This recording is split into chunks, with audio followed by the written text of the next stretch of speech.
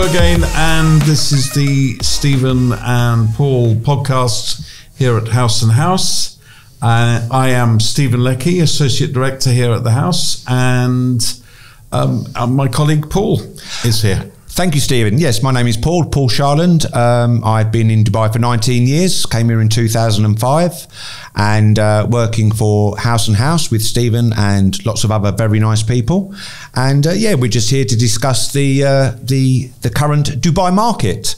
So back to you, Stephen. So we've both been away recently. We have. And you had a good holiday? I had a very nice holiday, thank you. I had a 2-week holiday. I went to Europe for a week to a couple of European cities, which was relatively enjoyable. And then I had a week of absolute relaxation, which was wonderful. And I actually missed the rains. I've been here 19 years, and the worst rain we've ever had, and I actually missed it. I don't know if that's a good or a bad thing, but how did you find it, Stephen? Well, I wasn't here either. Oh, I missed. We both missed it. We both were away. Amazing. Through the worst rains in the 75 years. 75 years. Was it a year and a half worth of rain in 24 hours? Amazing. Apparently, it was awful trying to get to work and trying to do any business. In fact, I think I've actually what I did was I got my friend, he actually put some bottles out and he saved the rain because it's that unusual, right? And I've got him to cap it, and it's all done properly, and they're in my fridge. I'm going to keep them, and I think in a few years, why don't you put them in the freezer? I could put them in the freezer, but then the top might break. But I thought in 25-30 years people will buy that water from me as the UAE Dubai water from that particular date. Yes, okay. It's a bit unusual. I'm not sure it's a listen, we're salespeople. We're salespeople. We have to always look at different opportunities. Fair enough, Paul. Yeah.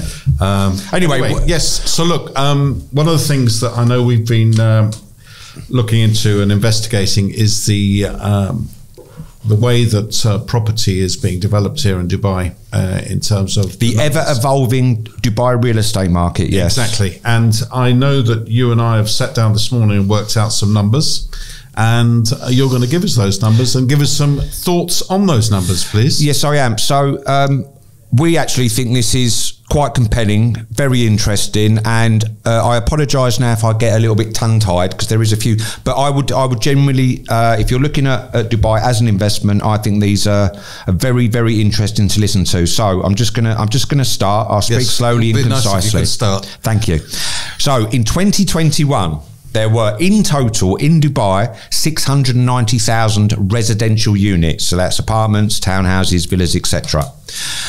Since that time, they're handing over between 30 and 60,000 units per year.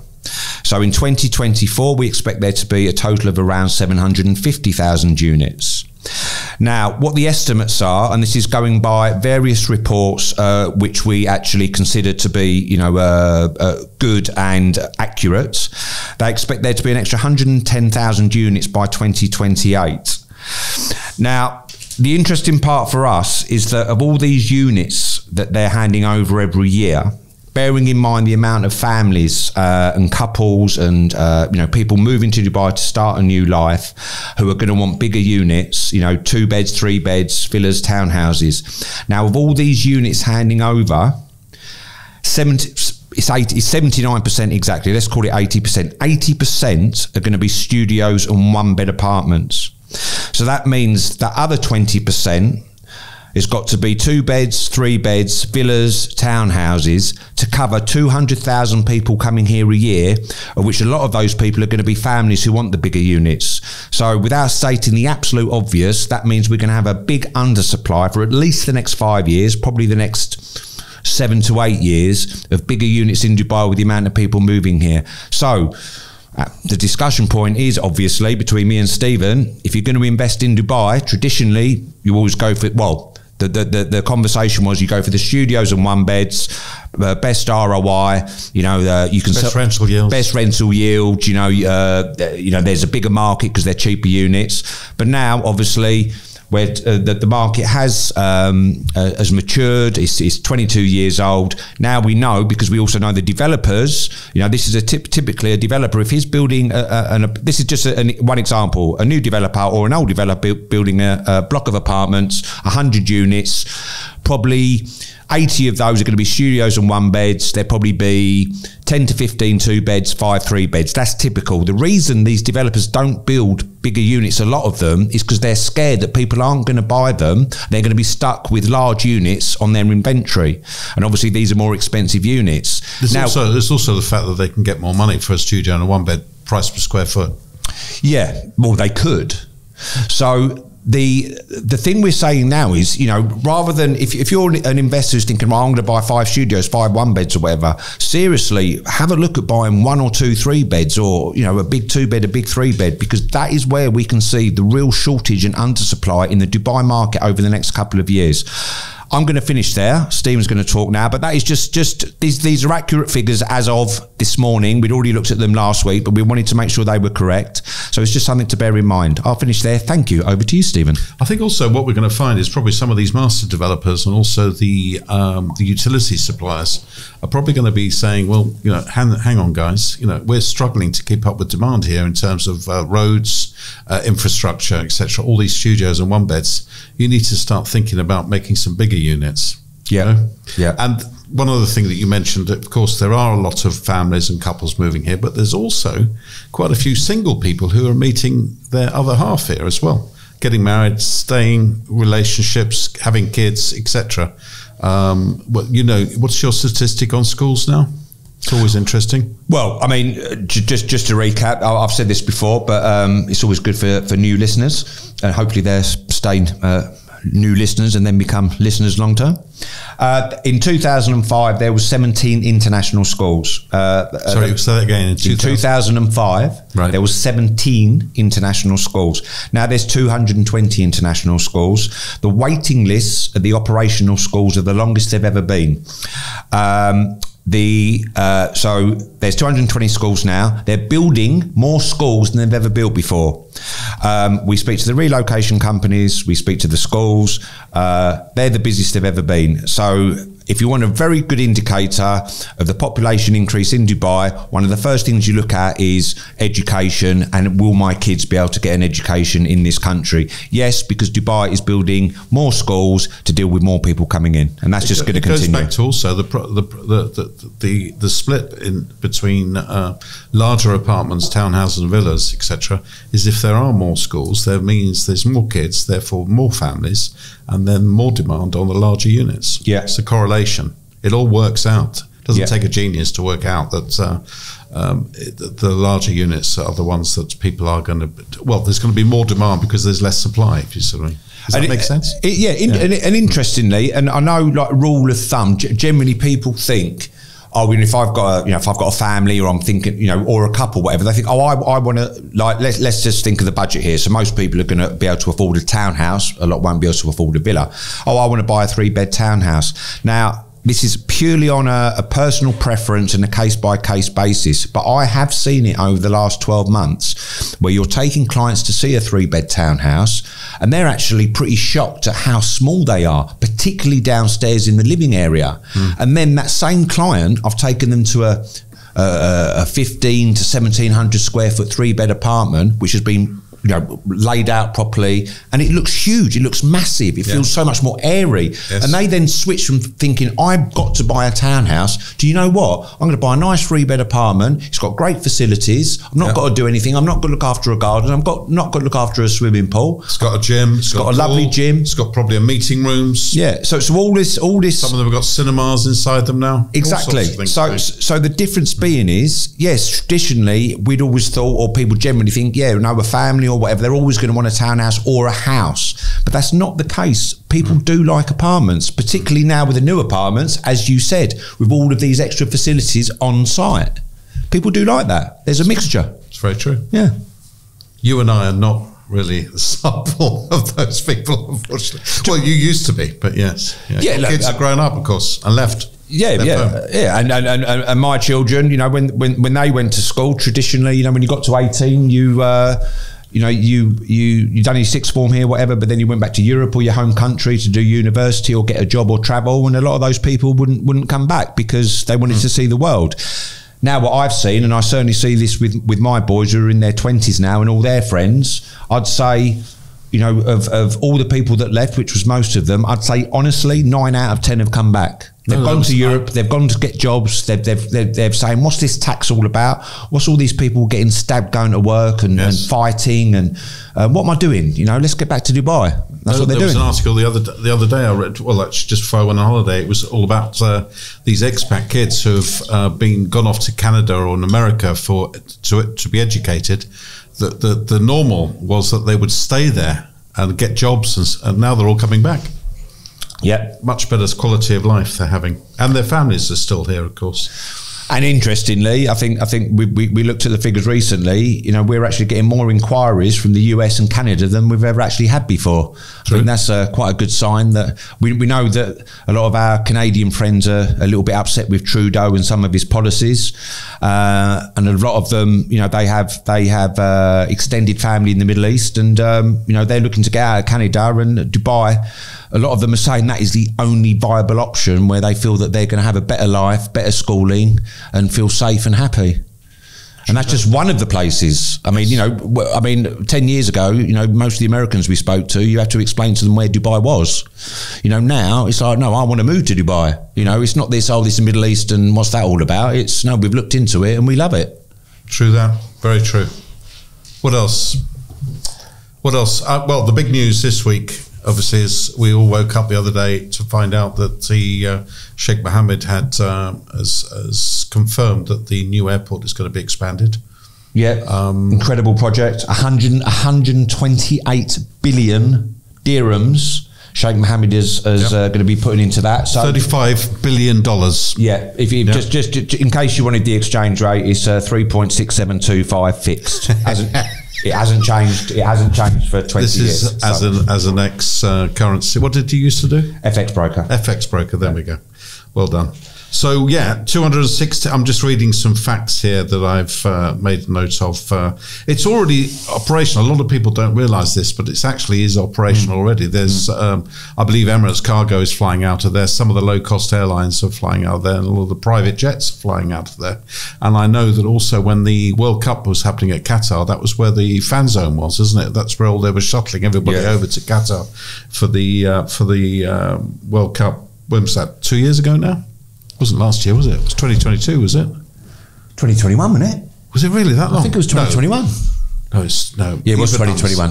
Really? Yeah, because I remember watching it at Zabil House. Okay. And that was in 2021. Okay, fair enough. Amazing. Anyway, 5 times the size of the current international airport. And everything is going to be moving there within the next 10 years. Well, they're not everything, but most of it, and they're reckoning a capacity of 150 million passengers. I just wanted to put something into context as well.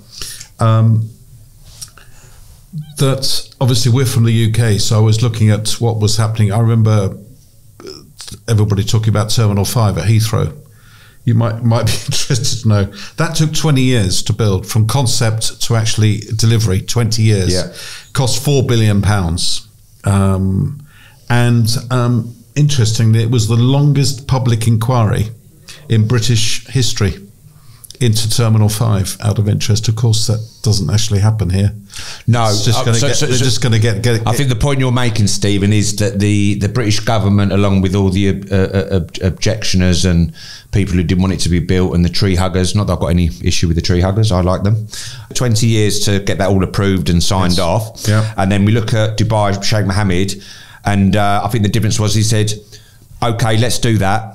And that was his answer to the airport. So that was 20 years against, 6 seconds? Yes, probably. That's a little bit of a difference in the way they do things in the UAE and Dubai compared to how they do things in Europe and the rest of the world. Yes. They seem to have this let's do it attitude rather than can we do it attitude. Absolutely. Yes, it's just stunning. Absolutely stunning. Now, how's that going to affect things that are going on in Dubai South? What's your thoughts? We have to talk about the property and how property is going to be affected in that area. What are your thoughts there? Obviously, we've got Expo, which we love. That's going to go from strength to strength. I think you've got to look at it generally. You've got, if you look at Dubai as we know it now, it's obviously it's going towards Abu Dhabi. So the new airport, obviously, which is, I think we all know that once that airport is operational, it will be the most stunning technology advanced airport in the world, bar none. There's no question about that. The only people who'd probably be able to compete with it is Saudi, maybe in 10 or 20 years, but I think people would prefer to fly into Dubai, to be honest. So when you look at what's going on there, you've got Dubai South, you've got the airport, you've got Palm Jebel Ali, you've got Expo. Emaar Oasis is about 10 kilometres from Expo, so that's towards that area. Damak. So you've got this Damak Lagoons too, is it going to be called? We don't know what it's called yet. Right. So the natural progression is obviously going down towards Abu Dhabi, which is also, for an investor, might be thinking, you know what, Abu Dhabi is the capital. You know, we deal with a lot of clients who work in Dubai, work in Abu Dhabi, like pilots, etc.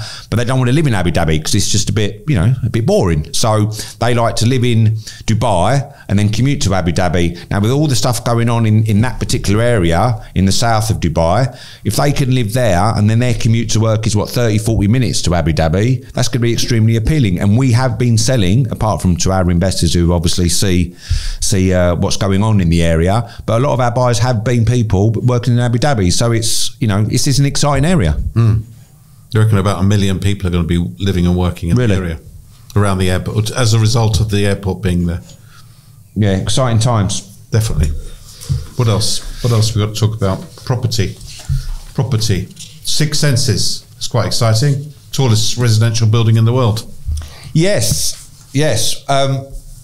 I'm not sure what to say about that. I mean, look, we're massive fans of Six Senses as the brand, and Select the developer. Now, in case anybody doesn't know, there was a joint venture which was launched in 2022, I believe, the beginning of 2022, which was Six Senses on the Palm, which is a JV between Select and Six Senses.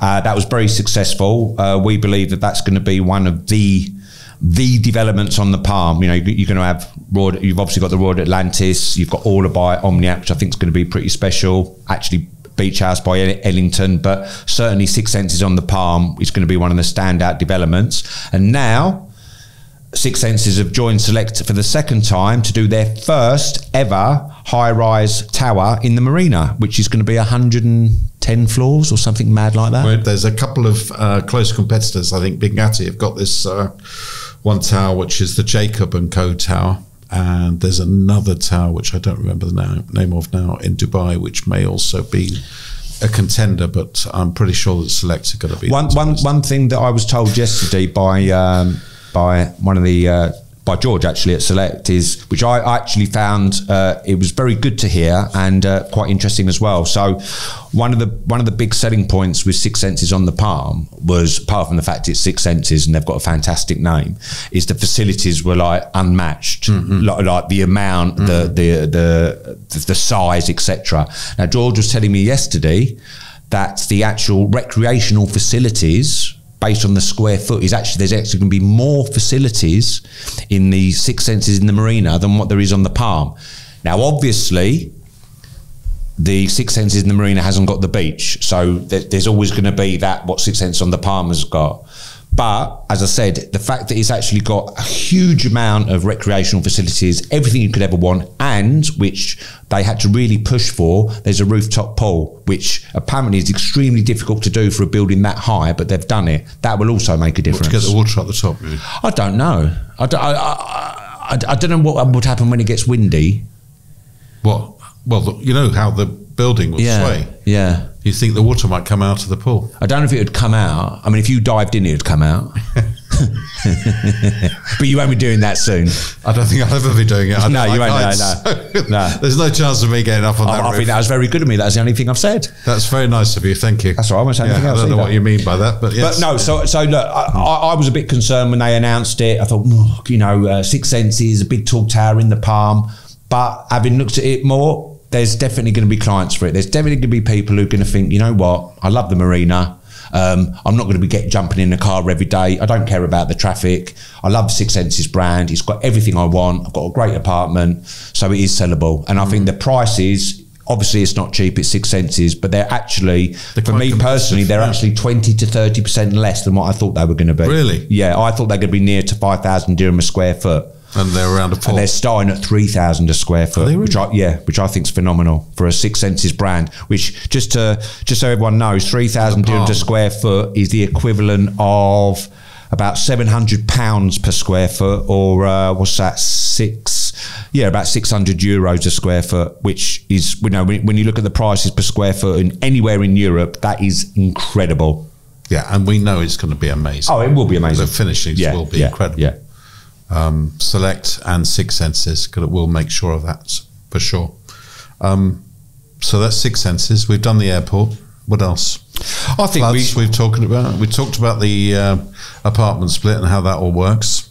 I think we should give our own opinions on how we see the look, and we could.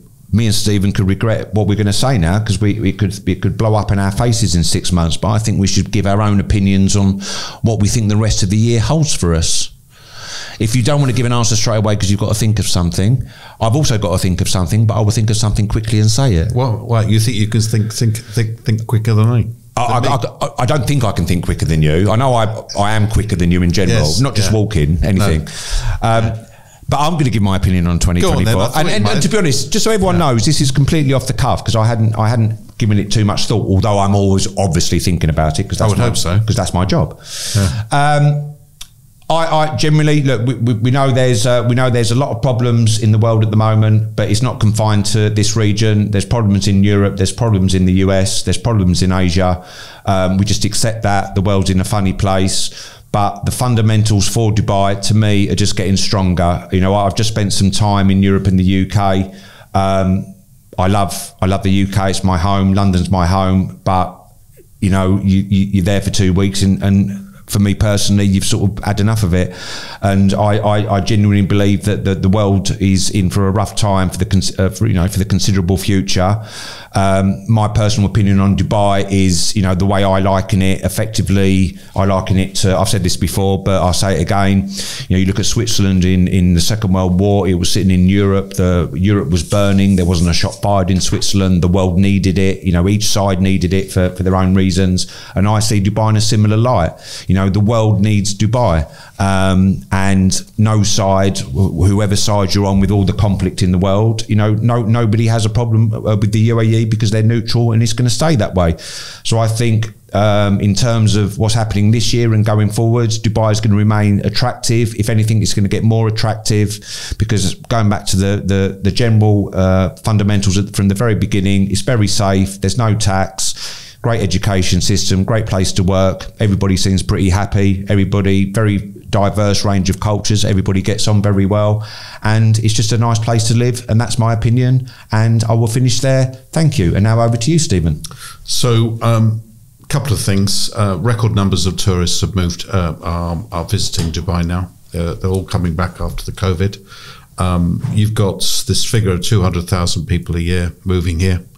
I mean, why are they coming? They're coming here because Dubai is a very attractive option for people who are looking to better their lives, to maybe open their businesses, yes, they are here. A lot of people are coming here to avoid taxes, but so be it. There's the opportunity here. We can't knock them for doing that. We're from the UK. We're no doubt there's going to be a general election this year for sure. There's a major election going on in the US this year, and I think people are fairly dissatisfied with what's going on in those two economies for a start. And I think it's generally around a lot of Europe, and we've already mentioned Canada, US, etc. You know, everybody talks about those places, but that's where, to be sure, that's where the majority of money is pouring in from those areas into Dubai. Yes, of course, there's India as well, India and Pakistan, where there's a lot of money coming in here. But people are looking at Dubai as not just one of the safest places in the world to live for their families, but a safe place for their businesses to be established and for their money, for investing in property, to get great yields, great returns on rental yields, etc., and capital growth. This is, you know, people are talking about, oh, it's a bit overheated at the moment. If you still look at the figures, we're still close, if not a little bit over now, the highs of 2012, I believe it is, 2012, 2014? 2014. And that's not even allowing for things like inflation and, the value of money, etc. So... in case anyone's forgotten, Dubai is, or not forgotten or didn't know this, but price per square foot, cities of the world, so any city in the world, price per square foot, Dubai is ranked 90th. Yeah. 99 that is. The obvious ones in the top 10 is London, Paris, New York, Singapore, Hong Kong, etc. But look, contact us if you want proof of that. We've got the information, we've got the link. It's 90th in the world. So please stop saying that Dubai is really expensive. If you want to buy a 10-bedroom villa in Emirates Hills, it's going to be expensive. If you want to buy a nice 1 or 2 bed apartment, it's not expensive. That's it. And that 1 and 2 bedroom apartment is going to have some amazing facilities. Yes. There aren't too many 1 and 2 bedroom apartments in the places that you and I have lived, where there's a nice temperature controlled swimming pool, very large. But there won't be a swimming pool, and there won't be a gym either. There'll probably be one dumbbell. Yeah, as you can tell, because when I was when I was on holiday, there's only one dumbbell. You can see that's why I'm walking strangely. I keep walking to the left. Yeah, Dubai is it's a great place to live. It offers a lot. Maybe it's not the best place in the world, but it's much, much better than most places in the world. So while that continues, I think Dubai is going to thrive, and it's only going to get better. And I can see that for, I'm not just talking 1 or 2 years, I'm talking 10 years. That's my honest opinion. Thank you. Stephen. Well, once again, I couldn't agree with you more, Paul. I can't see myself leaving Dubai. And I'm definitely here to stay, and I'm going to enjoy everything that's going to be happening in Dubai over the next 10, 20 years. Well, I don't know about 20 years, but certainly the next 10 years. We're going to try for 20 years, aren't we? It'll be amazing, wouldn't it? Yeah. Yes. You might have to help me walk around the office by then, but yes, something like that. Anyway. Good. Okay, brilliant. Shall we say goodbye? Yes, we will. Thank you very much, everyone. If you've listened to the end, it's been a pleasure. Thank you, Stephen. And until next time. Amazing. Cheers. Thank you. Bye-bye.